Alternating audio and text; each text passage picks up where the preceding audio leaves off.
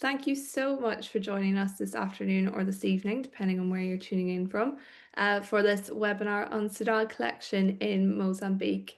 I am so pleased to be joined by Mike van Hoorn, the owner of Saudade, who will also present alongside me as no better person to hear it from than the owner himself.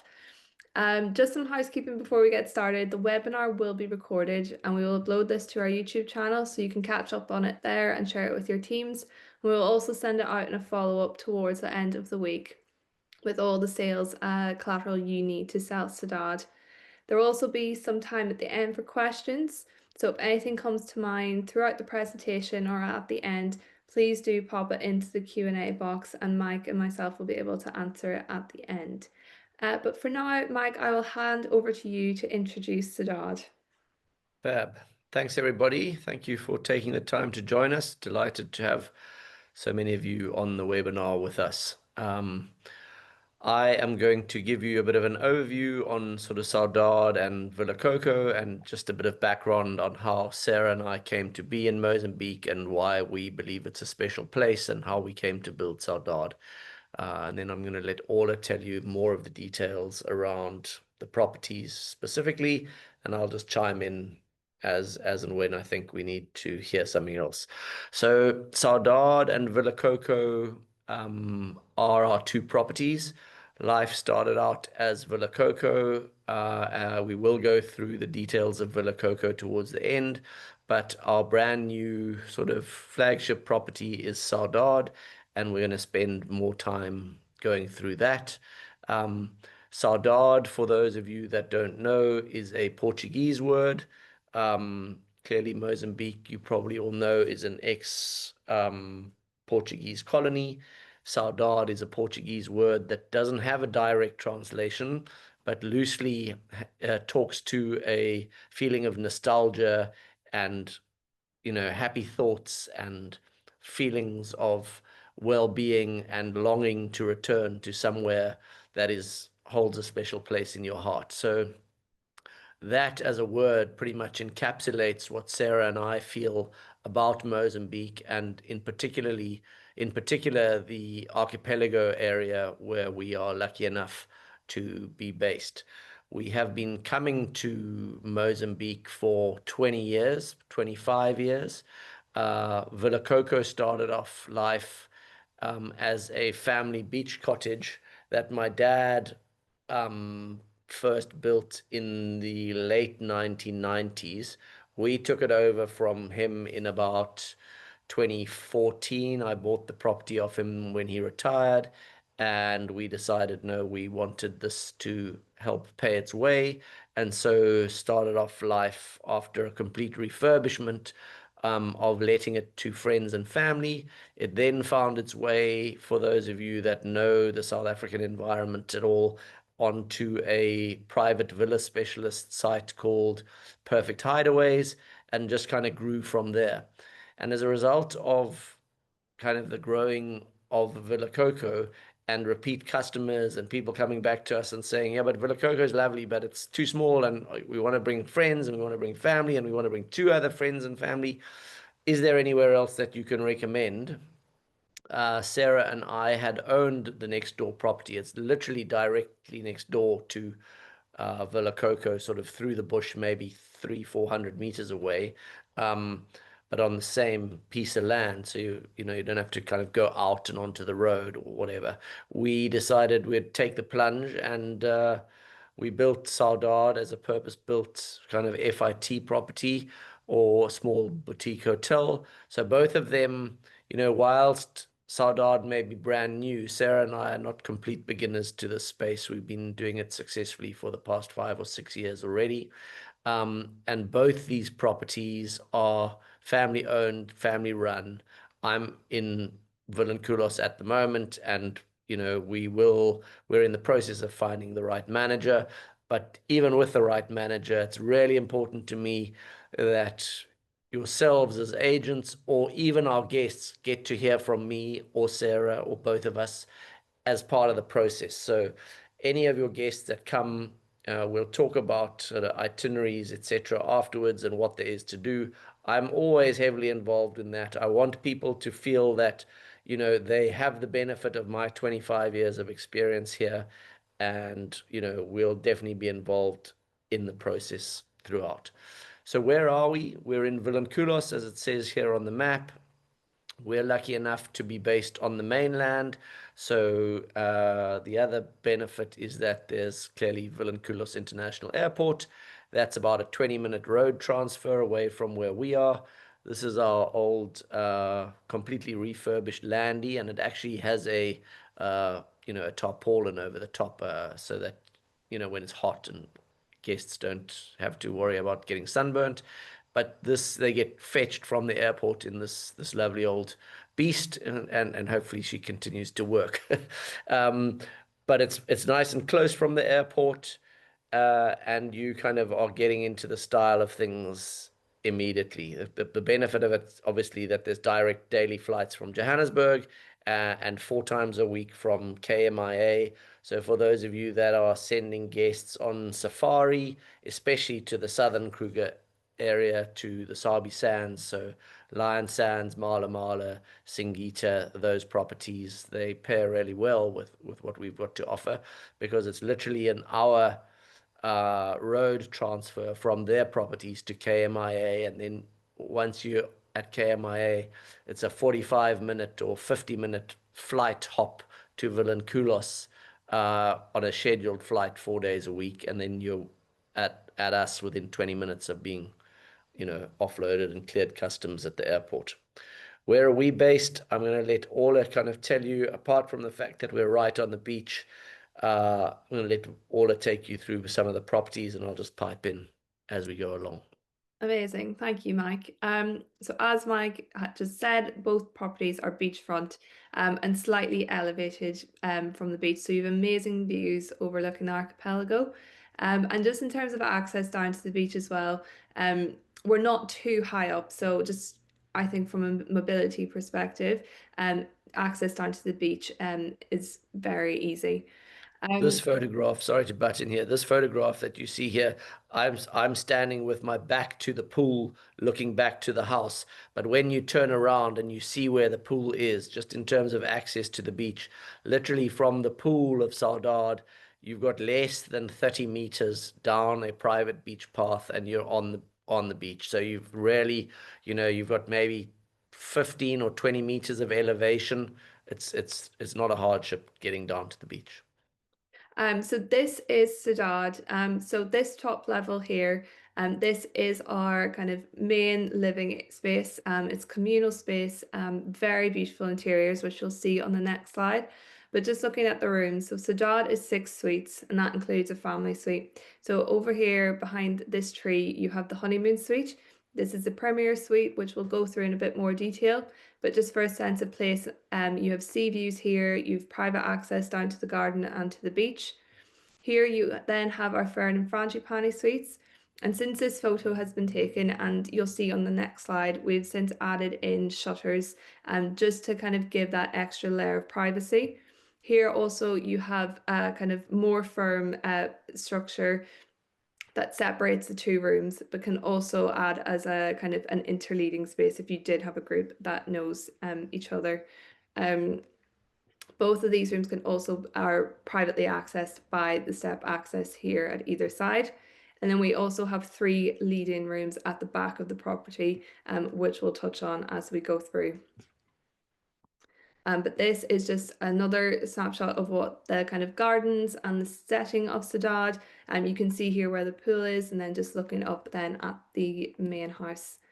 But this is our entrance area, so guests will arrive down these steps, and this courtyard here is also space for private dining. So you'll see as the presentation goes on, there's lots of different places across Saudade, where we can set up private dining outlets, be it around the property or at the rooms if they have private terraces. The whole vibe is very much to kind of give that sense of privacy for couples as well.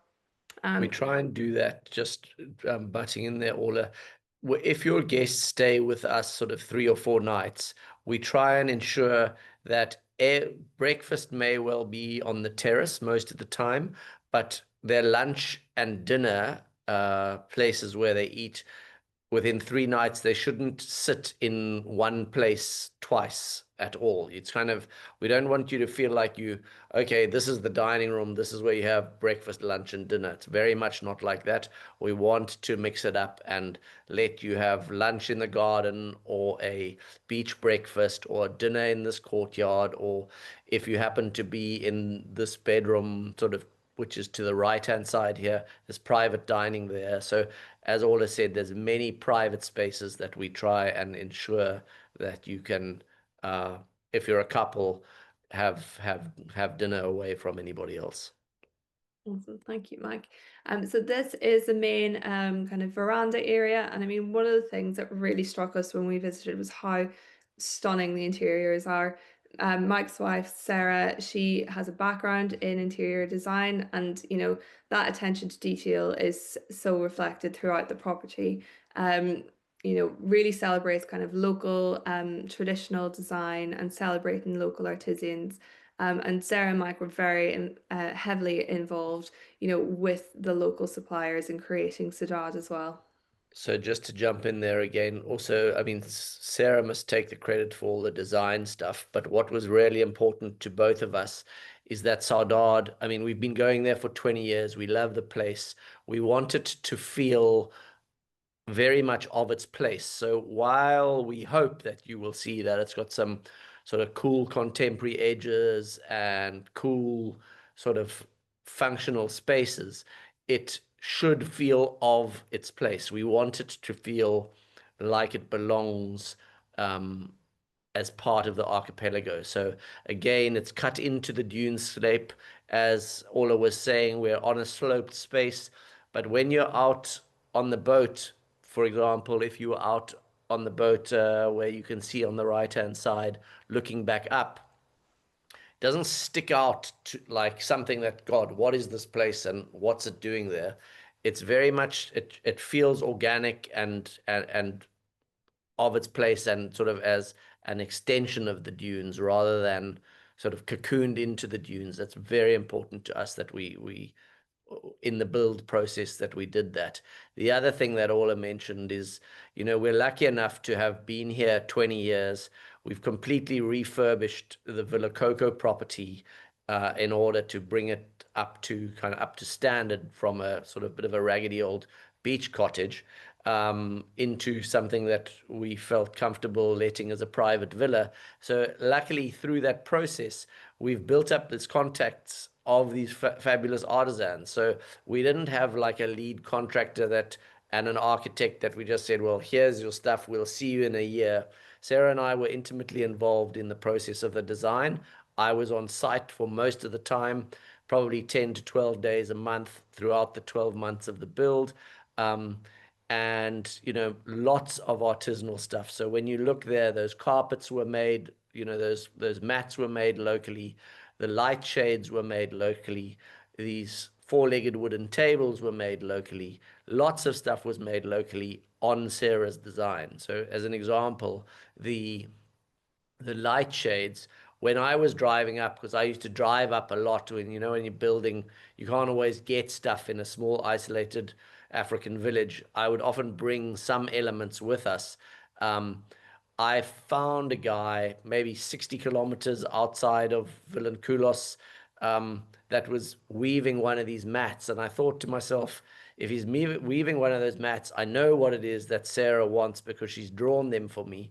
I stopped and I tried to speak to this guy. He speaks the local language, which is Chitwa, not even Portuguese, which is the official language.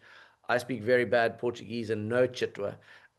And I sort of grabbed the guy and put him in the car with me. The poor bugger thought he was getting blooming, kidnapped. Anyway, we got him to Vilanculos, with which Sergio, one of the guys that works for me, who's been with me for 10 years, started out life as a chef and is kind of making his way in the world as now as an assistant manager.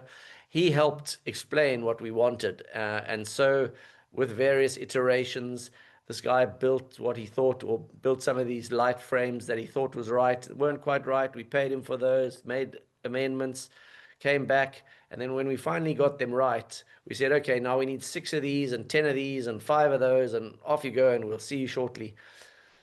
Didn't see him. We didn't see him. We didn't see him. And eventually, 6 weeks later, I went to try and find him where I had met him in the bush. And no, no, he's moved house. Nobody knows where he is. Well, we thought, well, that was a complete waste of time and money and effort, etc. But 6 weeks later, he turned up. He said, "No, boss, don't worry. I just moved. I was busy with doing some things with my daughter with school." And he turned up and he delivered them perfectly well. And that's the kind of story of Mozambique. If you're happy working in that and you embrace that and you can kind of feel inclusive of the people that you're working with, you're going to have a great time. But if you're worried about like, "Oh, boss, you told me it was going to be ready tomorrow and it's not ready tomorrow. Now I'm going to put penalties on you." You're going to go nuts here. It's not your cup of tea then. So it was like a really organic process of working with it and we really enjoyed it. Sorry, I'm going on a bit, Ola. You're right. It's nice to hear the stories behind it all. So this is just, the access down to the garden, down to the beach. Here we also have our beach club. So the beach club is a space that's shared between Saudade and Villa Coco. And just since this photo was taken, you'll also see now that we've planted lovely foliage around this area just to, again, set us back slightly from the beach and give that extra bit of privacy. There's kayak stops here that the staff will help guests if they want to use them. We'll also do really nice beach breakfast setups here. So again, another beautiful spot for guests to kind of relax and a beautiful stretch of beach as well across the properties. This again is just another shot of the gardens, and again just touching on the different kind of dining outlets. This table is set up for an exclusive use, but of course it's not always like that. We can do it in smaller for smaller groups as well. Really beautiful food. I mean, it was one of the things that really struck us again, was just how light and delicate the food was. Beautiful presentation, always a unique display. And it's something that Mike and Sarah are really proud of. They're real foodies. And very kind of light seasonal dishes. Lots of beautiful seafood as well, being in Mozambique. As Um, part of that kind of catering, sort of that light and seasonal and fresh is really important to us. And just in the way of kind of the way that works, there's always be sort of for lunch and dinner, there'll always be 3 to 4 items on the menu. There'll always be some kind of a seafood, maybe two seafoods. There'll always be a vegetarian option, and there'll always be a chicken or meat option. So there shouldn't ever be a thing where a guest is thinking, what am I going to have? I don't like anything on the menu. There's always a delicious fresh selection. And to be honest with you, we've been operating, as I said, our first guest came in sort of September, October last year, and there's nobody ever rolls out of here that doesn't feel like they've had a fabulous time uh, from from the menu perspective. So looking at the suites, so as I said, Saudade is 6 suites. So the honeymoon suite, this is our premier suite, and so it is just off the main area. But as I said, you have beautiful sea views from this room, and you also have your private access down to the beach and gardens. So again, if you have guests who don't want to, go through the main villa, you have that option as well. Really beautiful lounge space with this room and beautiful big bathtub that overlooks the ocean. And all the rooms across Saudade kind of reflect a similar theme, beautiful neutral tones, big mosquito nets, beautiful linens, but all have their kind of individual quirks. So the Fern and Frangipani suites then, these are on the ground level, and I was lucky enough to stay in one of these suites. But as I said, we have added in shutters here, so this just gives you an idea of what they look like now. But a really beautiful idea that Mike always suggests is, during those cooler months, during turn down, ask your butler to kind of close the shutters, but leave the doors open, so you really have that kind of indoor outdoor experience. It's this time of the year. It's really great because it's cool enough that you don't need the air conditioner. And if you don't need the air conditioner, you kind of are cocooned within your what do you call it, mosquito nets, but you still have the rustle of the palm trees outside and the sort of lapping of the waves on the shore of the archipelago. Very, very beautiful time of the year at the moment, actually, to do that. And then we have our orchid suite. So the orchid suite is accessed also from that courtyard. This room is one of the lead-in rooms. You don't have a sea view here, but when you go out onto that terrace and where you see the outdoor shower, you then have a beautiful view of the ocean. Here you also have your private access down to the sea. And just this photo was taken just as the property opened, but this area now is all gardened, really beautiful foliage around there. Um, and again, another beautiful kind of private dining spot for guests. The Marula Suite then, this is just off the main area to the other side. And since this photo is taken, we have also added in a hedge just to add that extra layer of privacy and give guests that kind of more kind of again another private dining spot. That Um, hedge is still busy greening up at the moment. I mean, that photo was taken literally 6 weeks after the hedge was put in, and we're very lucky that we're in a tropical climate, so everything grows beautifully here. And I mean, you'll see just now, Ola will show you the Villa Coco garden. That Villa Coco garden is 10 or 12 years in the making of Sarah being there. So these photographs that you see of Saudade are where the garden's less than 6 months old. They will also be as beautiful. They're beautiful now, but once they have an opportunity to mature over the next 18 months, I'm sure they'll be even more beautiful. We then have our family suite. So this is a really fun room if you have parents traveling with some children, or if you take Saudade as an exclusive use house. Again, another great room for kids. So when booked FIT, we will take kids from the ages of 12 to 16. And then if exclusive use, we'll take kids of all ages. But a really fun option. It's two queen beds and two singles. And again, we can sell this room as well to a couple. We'll convert one of those beds into a lounge space, but you don't have a sea view here, and it does lead onto the main area. And I just think with the other options, um, for a couple or honeymoon, you are better booking the other rooms. But that is just an idea of what the interiors are like. You also have your outdoor shower with this room as well. This room, if when this house gets taken on an exclusive use basis, if there's a whole group of kids, they disappear in there, and they're playing games and doing this and doing that. They absolutely love it. It's a bit of a rumpus room when it comes to that kind of thing. So that is Saudade. So just a quick recap, it's 6 suites, yeah, including that family room. And the rates range from $900 to 1,350 per room per night. And that's on an all-inclusive basis, including transfers from the airport. We are also offering a 3 for 4 throughout this year. And that is if you take the three premier suites, which are the honeymoon suite and the Fern and Frangipani suite. But I will send all of that information out in the follow-up as well.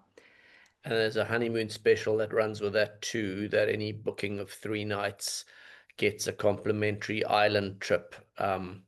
We'll go through that in a bit more detail when we get to the sort of the excursions, but that island trip is a highlight, and I always encourage everybody to go on that. Yeah, so Villa Coco then, which is right next door, this is the exclusive use only house, and it is for 4 rooms, but a really beautiful setting. It's absolutely ideal for a family. You've got these, as Mike said, beautiful lush gardens, path that also leads down to the beach club, which is shared with Sajad, and again, very much an indoor-outdoor aesthetic. We've got 3 beautiful suites. They're all individually designed, each leading onto the garden with outdoor showers. And then we've got one double room as well, which is again more of a children's room. But again, a really lovely spot for an exclusive use group. They work well together. I mean, we had a 60th birthday recently where there were 12 adults uh, at Saudade, and then there were 4 adults and 8 children or 8 youngsters, sort of from 18 down, uh, for a combined 60th birthday at the two properties. And we were able to do all the catering at Saudade. So up to sort of 24, they work really well for those sort of intergenerational or exclusive use. If you've got a 60th birthday or a 40th birthday or a wedding anniversary, one of those kind of things. Yeah, they work really well. Some of the activities, So go yes, for it. the activities. I mean, Mike takes on all responsibility in terms of organizing activities.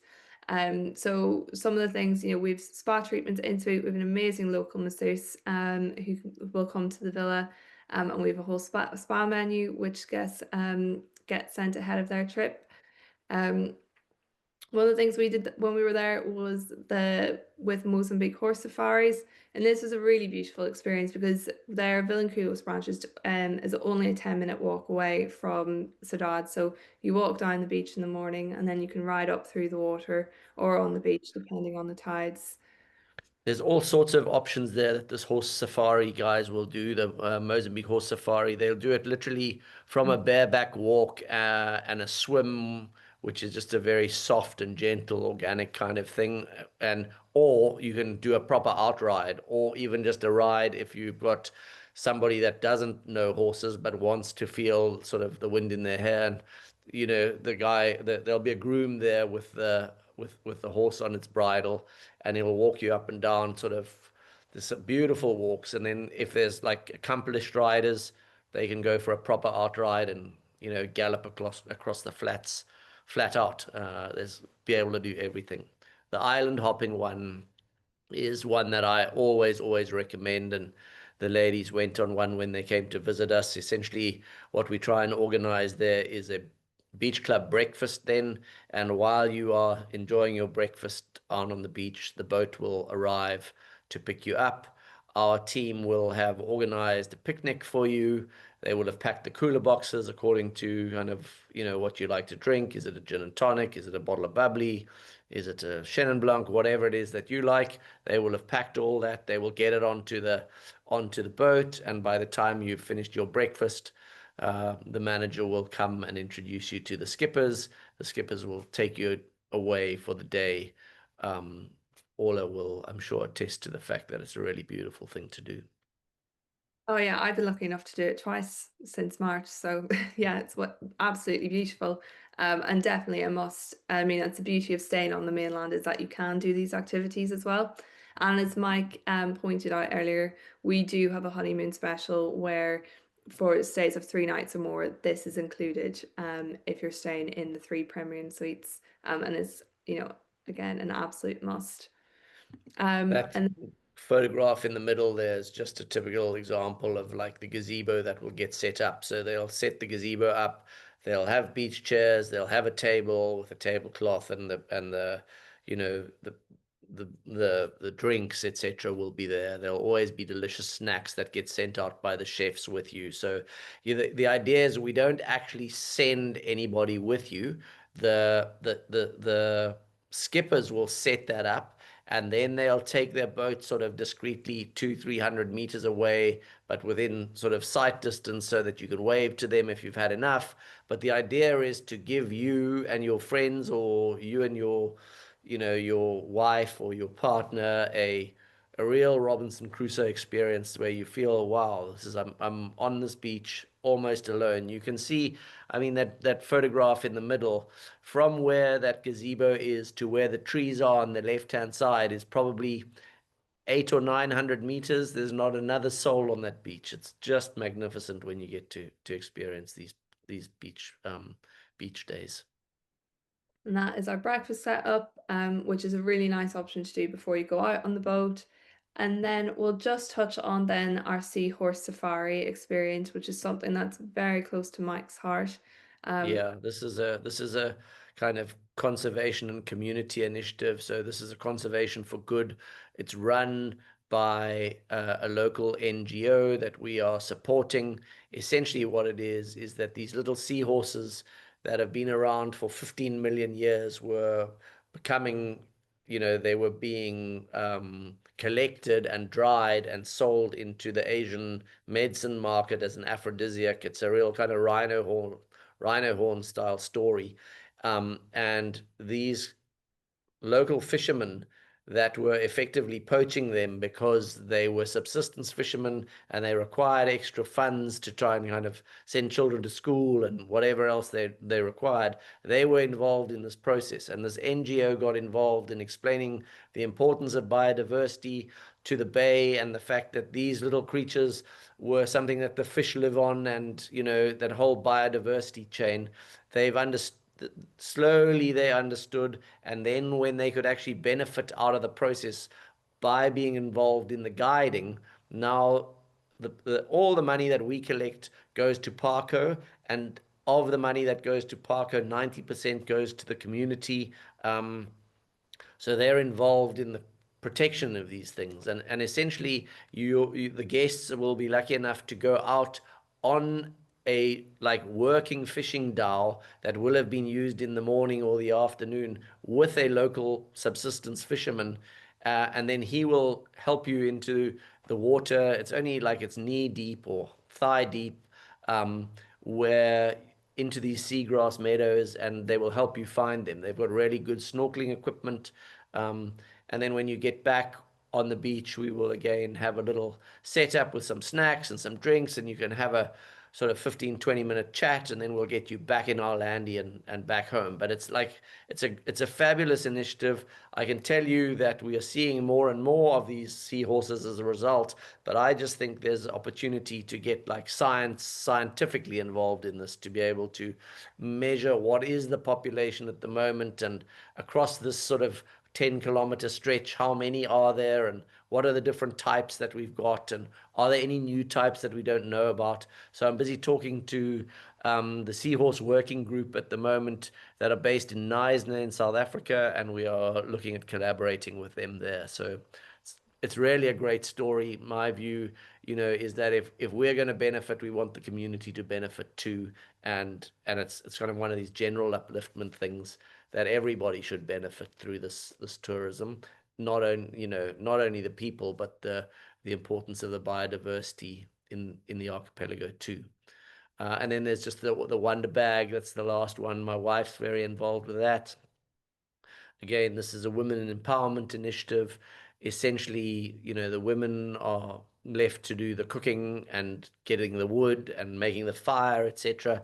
And we've partnered with Wonder Bag, is an organization again that I describe it as a duvet for your pot.